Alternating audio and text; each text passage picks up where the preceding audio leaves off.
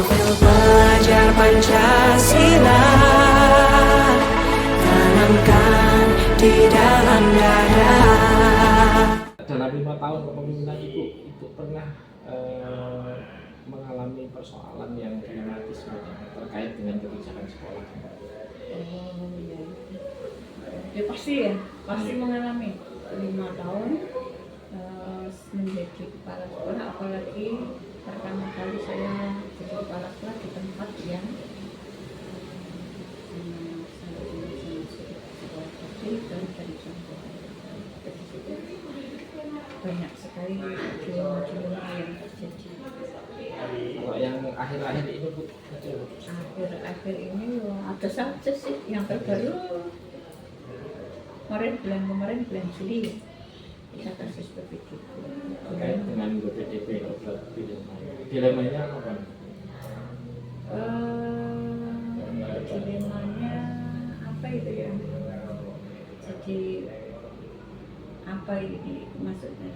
Dilemanya adalah ada satu kasus di mana penerimaan PPDB ini melebihi kuota.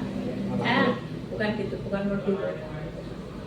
Beberapa tahun itu kan sekolah SMP 12 ini kuota tidak pernah terpenuhi. Nah, tahun ini kuota terpenuhi, pendaftarnya banyak sehingga melebihi kuota.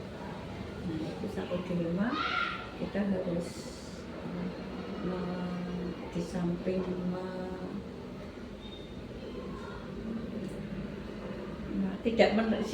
sisa dari kota harus kita tidak kita terima, tapi ada beberapa sekolah yang perlu kita pikirkan, beberapa calon peserta didik yang harus kita pikirkan. Itu satu dilema yang kita hadapi. Apa itu maksudnya? Artinya berarti kemarin kuota selama PPDB itu sudah terpenuhi, tapi masih harus ada beberapa calon peserta didik yang harus diterima dengan pertimbangan tertentu. Alasannya Bu? Banyak alasan yang kemarin menjadi tim kita. Kuota terpenuhi dan harus menambah kuota ya, harus menambah kuota. Karena ada satu, yang pertama Sodong, posisi SMP 12 itu di desa Sodong. Desa Sodong itu desa Budi, desa pemakaman. Sehingga terjadi satu persoalan, peraturan PPDB itu kan salah satunya menggunakan kartu keluarga terbaru 1 tahun. Sementara pemekaran desa Sodong itu belum 1 tahun. Dan dalam jangka belum 1 tahun itu semua identitas pribadi warga ganti. Sehingga di situ terjadi satu persoalan, ada yang tidak bisa masuk, ada yang diaplikasi. Yang kedua, terjadi salah masuk penghitungan titik ordinat yang tidak benar, sehingga ada calon peserta didik yang rumahnya lebih dekat menjadi tidak diterima karena kesalahan ordinat.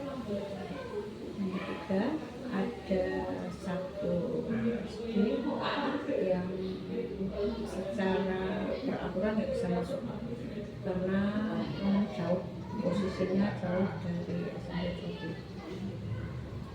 Dan kemanapun dia nggak bisa mengakses sekolahan. Iya, karena memang tempat sekolah itu jauh dari sana. Jadi opsinya cuma sini. Opsinya cuma SMP negeri. Itu pemikiran yang kemarin menjadi bahan pertimbangan kita ketika PPDB, yang akhirnya PPDB di tahun 2023-2024 itu menambah 1 kelas. Artinya berarti sekolah memutuskan bahwa PPDB tahun ini menambah 1 kelas untuk mengakomodir siswa dan calon siswa yang seharusnya bisa masuk, tetapi secara aturan, secara teknis jadi tidak bisa. Seperti itu. Terus itu prosedur ketika memutuskan itu apa mau? Oh ya, banyak ya. Kita mengidentifikasi hanya apa itu?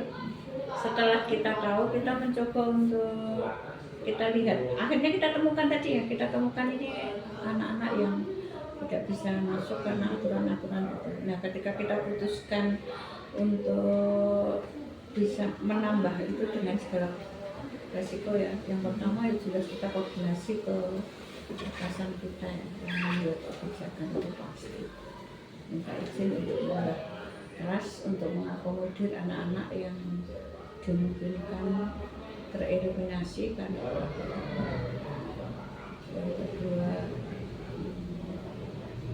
kita diskusi dengan teman sejawat kita sesama panitia senior, guru-guru senior, teman dan pengawas. Jadi semua kita libatkan untuk orang-orang yang memang berkompetensi di situ untuk mendukung kebijakan. Ya, ketika sudah memutuskan bahwa sekolah menambah satu lagi rombel untuk mengakomodir siswa-siswa tertentu, apa ada permasalahan yang muncul atau mungkin ada tantangan yang muncul ketika sudah melaksanakan? Jelas. Semua keputusan pasti berefek. Pasti berefek. Orang yang masih tetap saja karena keputusan kita menambah satu kelas itu kan tetap saja ada yang tetap tidak terakomodir. Nah, orang-orang yang tidak terakomodir itu pasti dia akan memunculkan satu sikap yang mungkin tidak sejalan dengan keputusan. Misalnya karena dia akan memprovokasi apa, tapi ya itu harus kita persiapkan, kita antisipasi. Itu sisi efek negatif salah satunya itu. Yang lainnya ya efek berikutnya karena kita nambah ya berarti ada efek tambahan yang tadinya ruangnya kita siapkan 7 harus misalnya tadinya 6 menjadi 7 ya berarti harus nambah 1 lagi. Berarti di pembagian tugas ya berarti ada efeknya harus tambah jam pembelajarannya, ada guru yang mungkin lebih banyak jamnya atau menambah tenaga kerjanya itu pasti. Berarti ada efek yang dari luar tadi seperti tadi itu yang tidak bisa mengakomodir, terus juga ada tantangan yang harus dihadapi oleh pihak sekolah untuk mempersiapkan sekolahnya itu. Terus mungkin ada apa namanya mengikuti rasa tidak suka dari sekolah-sekolah yang akhirnya berarti muridnya tertarik ke sini. Kalau mungkin ya mesti mungkin. Pertanyaannya mungkin ya, berarti mungkin saja. Tapi ada yang masuk ke ibu protes seperti itu atau mungkin protes secara langsung sih saya tidak dengar ya. Saya tidak dengar. Tapi mungkin saja ada karena di kanan kiri kita tetangga kan banyak di sekolah-sekolah mungkin tidak mendapatkan tidak terpenuhi target peserta didiknya, tapi ya ada yang di lingkungan juga mereka tidak diterima dari kita di sekolah tetangga sebelah tidak mereka dapat juga ada.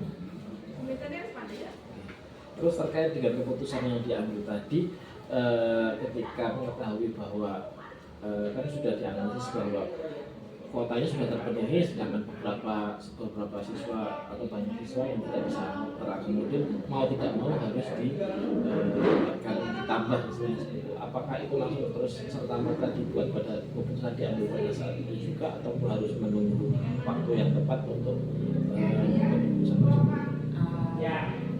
Kalau PPDB kan waktunya sudah pasti ya. Sudah pasti, tapi tetap saja nggak mungkin serta-merta kita putuskan betul nggak, tapi kita mesti entah itu waktunya hanya berjeda berapa jam atau berapa, tetap kita berpikir apalagi ini pendaftaran kan kemarin berhari Jadi dan hari sampai pengumuman juga tidak.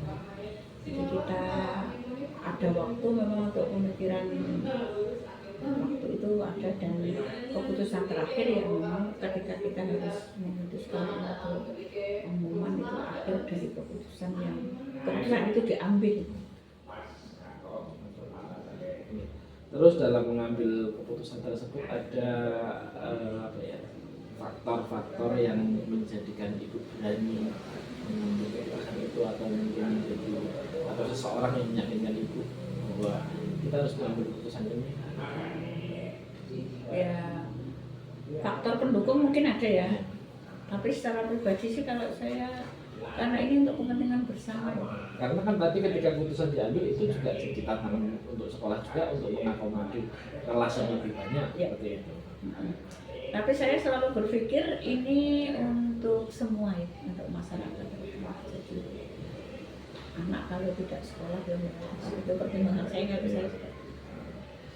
Terus tadi saya berpikir anak-anak yang jauh, yang ketika dulu kita di sekolah kita ini kekurangan murid, yang masih justru dia, dan sekarang kenapa harus ditolak setelah tidak bisa masuk setelah penuh kuota dengan apa-apa. Jadi saya berpikirnya seperti itu. Di samping mungkin juga dorongan dari pihak luar tadi ya, orang lain tadi yang kita, ya karena mereka ingin diterima bisa sekolah di sini, itu juga menjadi sport juga sih. Di samping memang sportnya saya secara pribadi memang tadi saya melihat dari komisi-komisi mereka untuk sekolah, dan yang kita perjuangkan ya untuk kita untuk masyarakat.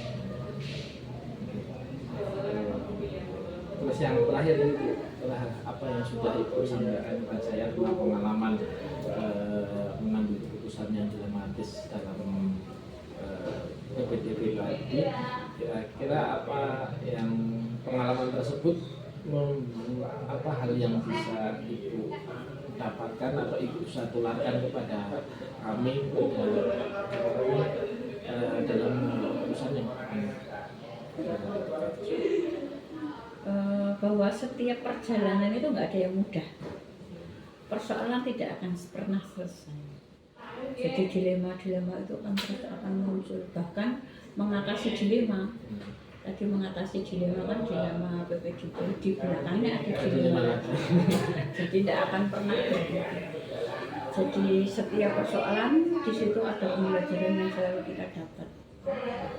Entah itu pembangunan relasi, entah kita cara membangun komunikasi, entah cara kita mengambil kebijakan, keputusan itu didapat dari setiap kita menghadapi dilema. Dan saya selalu mengatakan dilema itu nggak akan pernah berhenti, proses itu nggak pernah berhenti, selalu mengikuti. Dan inilah yang memproses untuk terus menjadi bisa untuk terus menuju kemenangan. Jadi kalau saya berharap Anda pun besok tidak usah menjadi pesimis atau takut terhadap satu persoalan. Contoh sekarang misalnya, sekarang kan dilema. Saya lupa besok masih ada tugas, itu dilema juga kan sebenarnya harus bekerja. Takutnya telat ganyang kepalanya, dilemaran itu. Jadi bagaimana cara mengolah setiap persoalan dilema itu, baik itu dilema etika maupun dilema moral harus bisa teratasi. Dan itu terus yang saya lakukan untuk terus belajar di setiap dilema persoalan. berarti keputusan yang berpihak kepada yang kalau di sini kan berarti sekolahan, berarti bukan kepentingan layanan yang berarti itu yang Ya harus begitu. semua yang kita lakukan itu untuk pelayanan, bukan untuk kepentingan pribadi. Kepentingan pribadi orang anggur, pelayanan semuanya melayani teman-teman guru, melayani peserta didik, melayani masyarakat, itu yang kita layani. Sehingga semua yang kita kerjakan pasti berefek.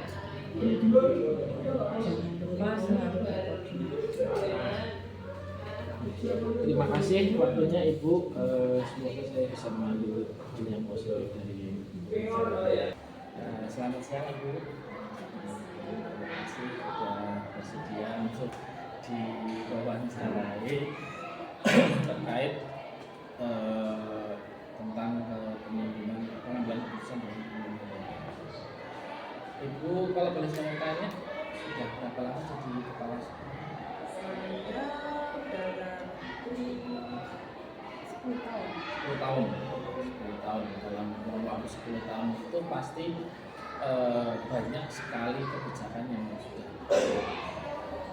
dan saya yakin sebagian besar kebijakan yang diambil itu pasti ada kontranya, ada apa namanya yang terkait dengan dilematis dari PPK atau menunjukkan moral. Kira-kira Ibu bisa menceritakan nggak pengalaman salah satu pengalaman? Yang kemarin menurut saya menjadi dilema itu PPDB kemarin tahun ajaran kemarin ini ada salah satu ini ada ya kita kan bersaing gitu ya. Antara siswa baru itu kan bersaing.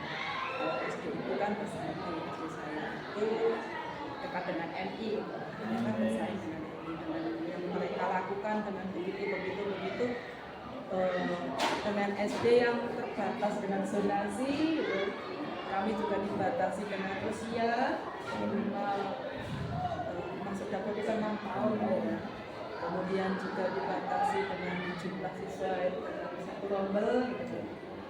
Kemudian juga kita nggak bisa seperti mereka itu dengan melakukan segala sesuatu gitu. Akhirnya ada yang mendaftarkan kami gitu. Ini menurut saya itu satu dilema saya. Mereka itu mengumpulkan ada kakak, ada akte, ada ini. Kemudian sampai masuk sekolah itu nggak datang anaknya nggak datang. Saya kan jadi dilema, padahal kami itu kan harusnya laporan ke dinas siswa baru yang kami terima. Ini keputusan apa yang berkenaan masuk ke mana gitu. Apakah ada yang gini aja ngomong gini. Ada yang ngomong gini, Bu, masukkan aja ke dapodik. Entah anaknya ada apa enggak. Saya kan bingung. Kalau masuk ke dapodik memang artinya berarti siswa kita kan bertambah ya. Tapi kalau tidak kalau dimasukkan nyatanya anaknya enggak ada gitu. Kemudian kalau mau tidak dimasukkan, nanti kalau tiba-tiba si anak ini berangkat gimana gitu. Setelah saya akhirnya ada satu keputusan yang menurut saya ini tepat. Kami menghubungi orang tua. Tuanya, alhamdulillah orang tuanya nggak di rumah. Di Jakarta. Orang tuanya di Jakarta, alhamdulillah orang tuanya di Jakarta. Akhirnya saya menghubungi nomor yang ditinggal di sekolah, kan meninggalkan nomor WA. Saya WA nomor itu. Ternyata itu nomor WA kakak si anak yang didaftarkan itu. Gak balas sih, saya lama banget. Akhirnya ya mau nggak mau kita harus ambil keputusan kan antara masuk dan nggak masuk. Ini keputusan tetap ya saya nggak mau dikatakan curang dengan dapodik, tapi tetap nggak saya masukkan. Itu ada satu keputusan ya dilema tapi ya gimana lagi lah gitu. Menurut saya itu dilema yang cukup sulit. Di sekolah lah gitu. Ya karena memang kalau terkait dengan dilema ataupun etika itu kaitannya dengan biasanya dengan nilai gitu. Dan biasanya ada pertentangan. Padahal kalau dilihat dari di sisi yang berbeda pun biasanya ada kebaikan juga, ada masing-masing ada kebaikannya. Ketika dimasukkan itu berarti ada kebaikan yang digambarkan, ketika ada kejelekannya juga, ada negatifnya juga, ada yang ketika tidak dimasukkan pun ada hal baiknya juga, ada kejelekannya itu yang menjadikan terus berarti keputusannya diambil untuk tetap tidak dimasukkan si anaknya nggak ada. Untuk mengambil keputusan tersebut ada langkah-langkah yang ditempuh sampai akhirnya memutuskan bahwa saya memutuskan bahwa itu tidak diambil. Saya akhirnya waktu itu saya ke neneknya saya ke sana, kemudian kata si nenek, anak ini mengapa nggak berangkat sampai saat masuk itu ternyata si anak ini ikut orang tuanya di Jakarta, nggak pulang gitu. Mengapa akhirnya bersama sekali. Akhirnya daripada kami menunggu, ini sudah si anak ini 2 kali seperti ini. Tahun lalu sudah begitu, sudah pernah. Jadi tahun ini begini lagi. Udahlah kemana aja 1 tahun tetap nggak berangkat. Setelah musyawarah dengan teman-teman dulu. Ada pihak lain dilibatkan misalkan mungkin dari dinas atau enggak, cuma teman-teman dulu aja. Terus ketika sampai memutuskan bahwa si anak itu tidak diambil, itu ada jangka waktunya enggak? Apa itu harus langsung pada saat itu juga kita memutuskan itu apakah dulu sampai berapa hari sampai berapa minggu? Saya dan teman-teman itu memutuskan itu setelah masa sekolah 2 minggu. 2 minggu baru kami ambil. Terus 2 minggu berarti ketika setelah masuk 2 minggu tidak ada istilahnya tidak ada kabar beritanya dari anak tersebut dicari ke neneknya dan ke kakaknya apa tidak juga tidak ada lalu membutuhkan waktu yang diberikan barangkali tadi ya barangkali terus ya anak itu pulang gitu. Itu juga mempertimbangkan waktunya. Itu salah satu ini saya yakin tidak hanya itu saja persoalan yang apa namanya yang dilematis yang dihadapi. Kira-kira dalam menghadapi dalam mengambil keputusan persoalan yang dilematis seperti itu, kira-kira biasanya yang faktor yang menjadi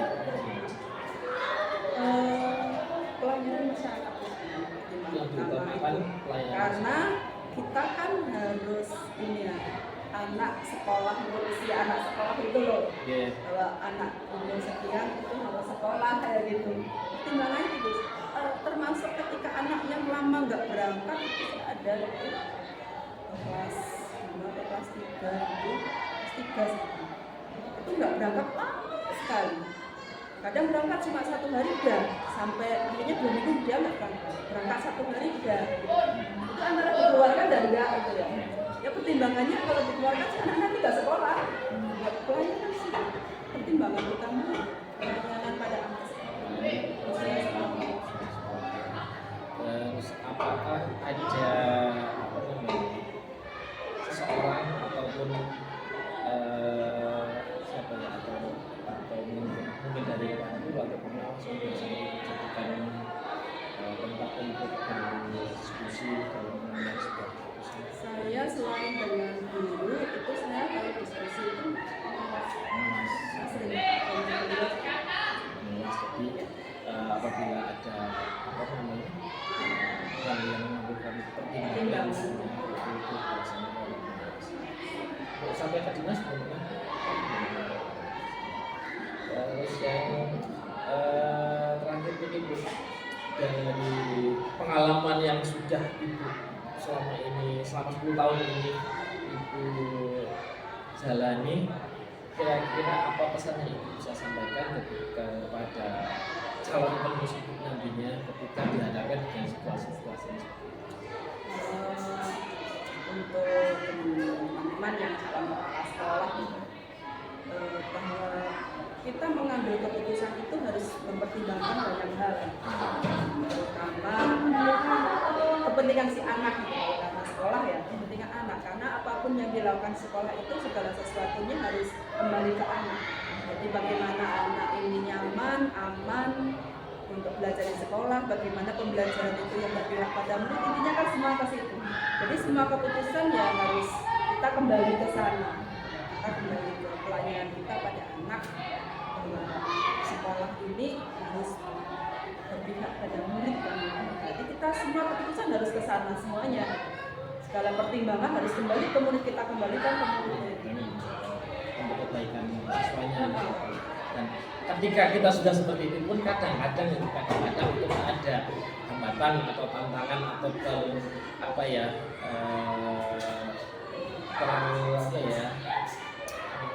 yang muncul itu perdebatan atau apa yang seperti itu menjadi Kalau kami biasanya kalau ada perbedaan pendapat, ya kita rapat di rapat dulu, kemudian saya menyampaikan dengan komite juga, saya melibatkan komite kan, ketika ada yang kurang cocok atau tidak sesuai dengan apa yang keputusan saya ambil gitu, saya tetapkan gitu, yang saya putuskan itu biasanya saya akan memberikan mengapa sih alasan saya mengambil keputusan ini gitu, supaya teman-teman guru saya itu bisa menerima keputusan saya. Seandainya ini mereka tidak menerima pun saya juga ingin tahu alasannya tidak menerima apa. Nah, itu kami rapatkan bersama dan jadi apa keputusan itu adalah hasil itu semua. Nah, ketika ada pertentangan mungkin pihak yang merasa tidak keputusan yang tidak pas itu kita memberikan penjelasan bahwa keputusan bukan keputusan pribadi pihak bahwa itu keputusan yang terbaik walaupun memang tidak semua orang mungkin bisa menerima. Terima kasih sudah berbagi pengalaman kepada saya. Semoga ini ada pelajaran yang saya ambil untuk. Amin.